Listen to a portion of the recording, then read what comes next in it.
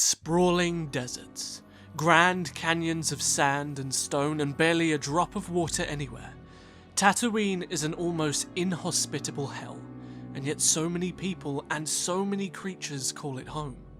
In the days of the Galactic Republic, the fact that the planet was almost inhospitable made it the perfect place for smugglers, bounty hunters and criminal organizations to go unnoticed, and for their atrocious actions to go unpunished. But Tatooine wasn't always like this.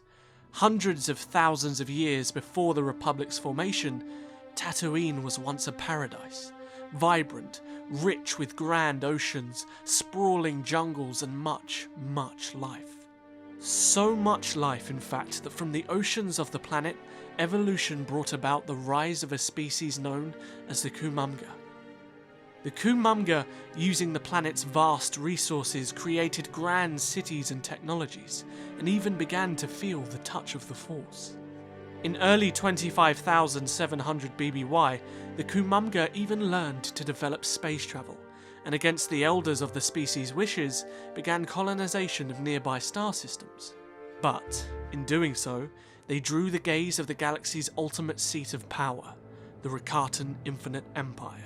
And in 25,793 BBY, the Infinite Empire invaded Tatooine and swept away the Kumamga's measly defences with their overpowering might, conquering Tatooine and enslaving its people, taking the Force sensitives for their own nefarious purposes and using the rest as labour for their seemingly ever-expanding empire. The Kumamga lived in slavery for almost 600 years after, but at some point in 25,200 BBY, the Rakatan Empire began to collapse. A great plague spread across their infinite expanse, killing countless and stripping the Force from those that survived. The Kumamga saw this as an opportunity to overthrow their masters and staged a great rebellion on Tatooine, driving the Rakata off-world. However, in their victory came their greatest destruction. Despite its internal collapse, the surviving remnants of the Infinite Empire were merciless, and their technology unrivaled. It's not known exactly what was used, but in retaliation, the Infinite Empire returned with great machines of death and bombarded Tatooine, glassing its surface from space in one of the most destructive technological feats ever seen. The beautiful jungles of Tatooine burned. The vast oceans boiled, and even the very soil of the planet was fused into glass. And over thousands of years, the glass turned to sand, and the sand into dunes, and dunes into deserts that covered everything that once was. The Kumamga themselves split as a species, devolving into two separate races, one known as Jawa, and the other Gorfa, or Sand People.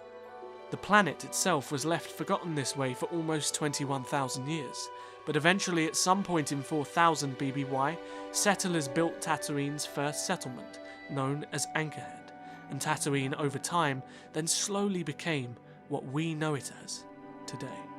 Thank you so much for watching, and don't forget to subscribe and hit the notification bell for more videos like this one.